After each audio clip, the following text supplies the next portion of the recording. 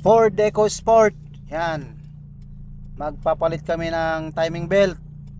Bale, ang tinakbo niya ay nasa 100 plus na. So dito ay tinanggal na namin yung kanyang shock mount, engine support, saka yung timing belt cover. So yan, mahirap din pala to, gipit-gipitan. Linagay ko na lang sa likod yung cover ng timing belt, hindi matanggal.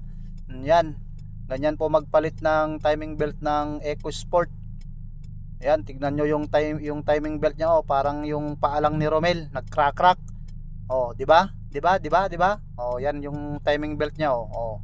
Kita naman sa camera yung timing belt, muntikan ng magkabitawan. So dito ay tinap namin yung kanyang makina para maset kung kung naka top dead center ba siya. So yan, tinatap namin. So tinutusok ko ng bakal, at dyan ay ginamitan na namin ng special tools na hiniram namin. O yan, kinalsukalsuhan namin yung kanyang camshaft pulley, saka yung kanyang camshaft pulley sa likuran, yung bakal. So dito sa baba kinalsuhan namin ng yung lock. So yan, pati sa likod para hindi na magbago. Pero ang nangyari sa ayan, nakillo yung tornilyo, ayan, nakabasulak tuloy. So yan yung kanyang timing belt, parang paalang ni Romel, nagcrack-crack. O yan, dito pinakita ko yung kanyang gear, crankshaft gear. Yan ay walang kunya. Ayan, pinaikot-ikot ko, talagang walang kunya. Kaya ganyan po ang mga Ford.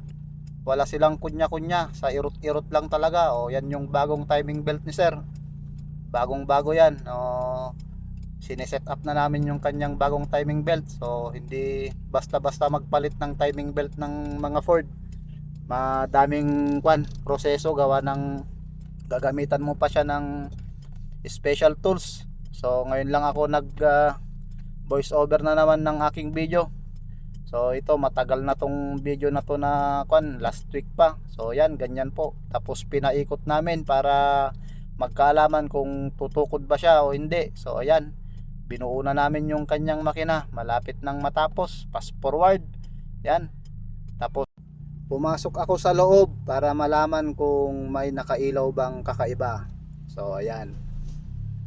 Oh, wala naman. So ayan, umandar na ng piso.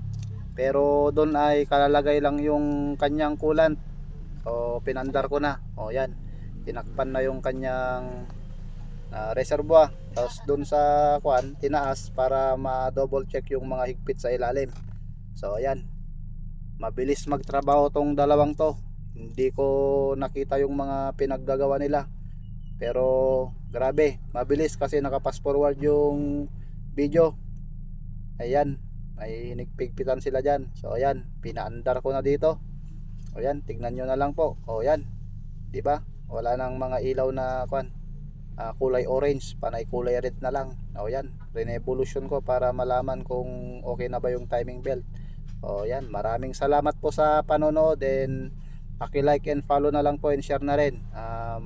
Visit my YouTube page, Mike Mechanic. O yan, goods na goods na. Okay, maraming salamat po, and God bless po sa lahat. Alright.